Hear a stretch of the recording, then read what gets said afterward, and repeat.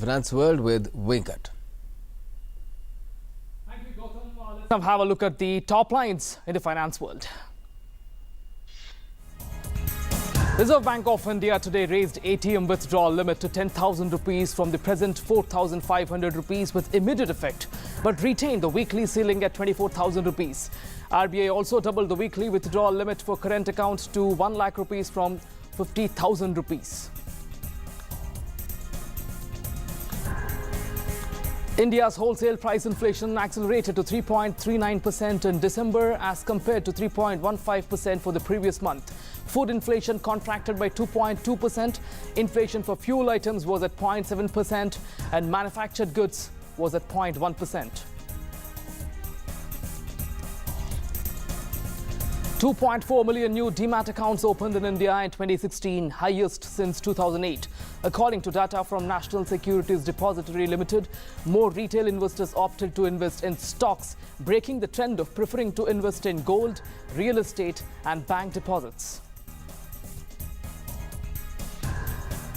Bombay Stock Exchange fixes price band at 805 to 806 rupees per share for its initial public offering from Jan 23rd to Jan 25th, through which it aims to raise up to 1,243 crore rupees. It is for first time a domestic stock exchange goes for IPO in India. BSE shares will be listed on NSE as SEBI rules do not allow self-listing for an exchange. Those are the top lines. And moving on, Commerce and Industry Minister Nirmala Sitharaman indicated that startups may get additional tax benefits in the forthcoming budget to be unveiled on February 1st. The ministry has already suggested the Finance Ministry to consider raising tax holiday for the startups to 7 years from the current 3 years to encourage budding entrepreneurs.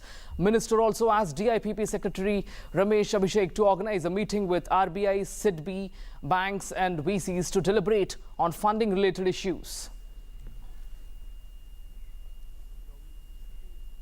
Tax and tax-related matters, which keeps coming very often because it means tangible difference to a startup. And in that, of course, some work has happened, more to be happening. Let's see what this budget is going to offer us. And there will always be something in that box on tax, for which only government can answer, and I fully agree that it's going to keep coming and we are quite happy to receive it. And it is time for us to have a look at that special reports for the run-up to budget. Housing for All by 2022, prestigious Smart City Mission, Atal Mission for Rejuvenation and Urban Transformation, Amrut. These are the prestigious programs where Prime Minister Narendra Modi led government to develop India into a smart hub and also provide affordable living for the people in the country. In our special stories related to Budget 2017, let's now have a look at these schemes by the Government of India. Smart City Mission, Prime Minister Modi-led government's most prestigious program which focuses on improving lives of people. The basic motive of the mission is to develop 100 cities all over the country, making them citizen-friendly and sustainable. Government has allocated 48,000 crore rupees for the Smart City project. Government has set many standards for the selection of a city under this mission.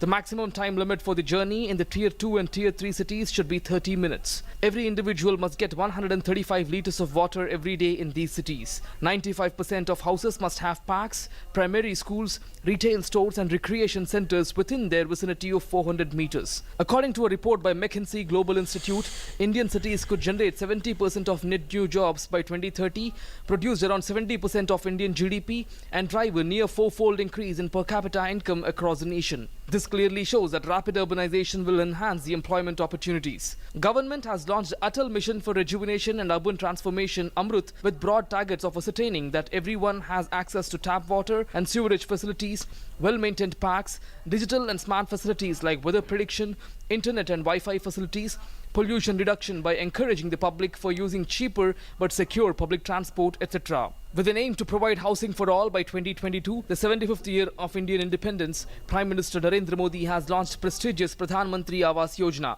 Under this scheme, it is proposed to build 2 crore houses for urban poor, including economically weaker sections and low-income groups in urban areas by the year 2022 through a financial assistance of 2 trillion rupees from central government. On the whole, it is clear that Prime Minister Narendra Modi-led government is determined to make people's dream of owning a house come true with its policies and schemes and financial Finance Minister Arun Jaitley is expected to focus more on urban development and housing during his upcoming budget, which also enhances job opportunities. Bureau Report, DD News. And now let's have a look at the market updates. BSE, Sensex and Nifty ended marginally higher today. Gains in financials on positive corporate results offset losses in IT stocks. BSE Sensex closed higher by 50 points at 27,288, while National Stock Exchange Nifty rose by 12 points to close around 8,413. Well, those are the updates in finance world. Once again,